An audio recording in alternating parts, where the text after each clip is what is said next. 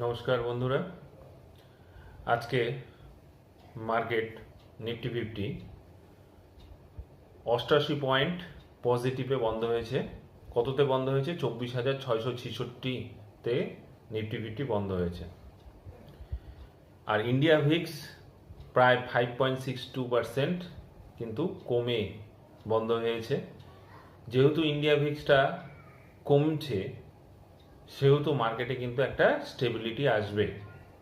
মানে ভোলাটিলিটি, যেটা খুব ওপরে যাওয়া আর খুব নিচে যাওয়া, এটা কিন্তু হবে না।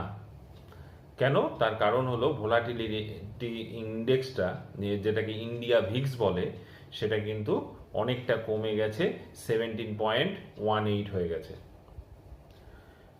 তো যুদ্ধ যে পরিস্থিতি, সেই পরিস্থিতি ঠান্ডা হয়ে গেছে এবং মার্কেটে একটা স্ট্রং র্যালির পরে যে কনসলিডেশনটা থাকে, সেই জিনিসটা কিন্তু চলছে এবং এই কনসলিডেশনের পরে মার্কেট কিন্তু ওপরের দিকে যাওয়ার কিন্তু একটা চান্স আছে।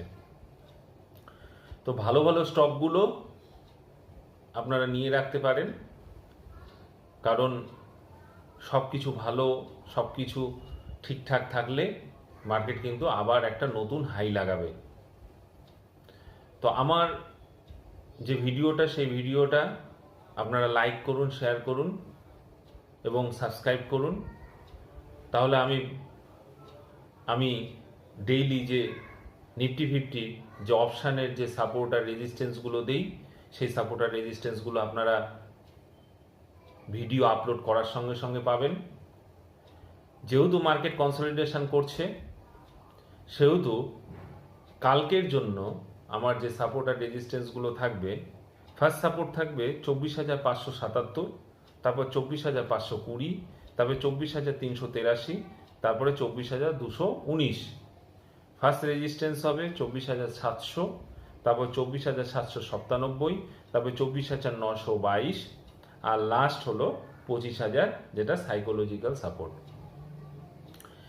আজকেও আপনারা চার্ট মিলিয়ে দেখবেন যে আমার যে সাপোর্টটা ছিল এর আগের দিনে 24,520, মার্কেট কিন্তু তার কাছ থেকে এসে কিন্তু মার্কেট কিন্তু একটা ইউটার্ন নিয়েছে। কারণ 24,520টা যে আমি সাপোর্টটা দিয়েছিলাম, সেখান থেকে একটু ওপরে, মানে 24,000 লো কত লাগিয়েছে? 24,535, মানে 535.55। এখান থেকে কিন্তু মার্কেট ঘুরে গেছে। তাহলে বুঝতেই পারছেন আমার সাপোর্ট আর রেজিস্ট্যান্স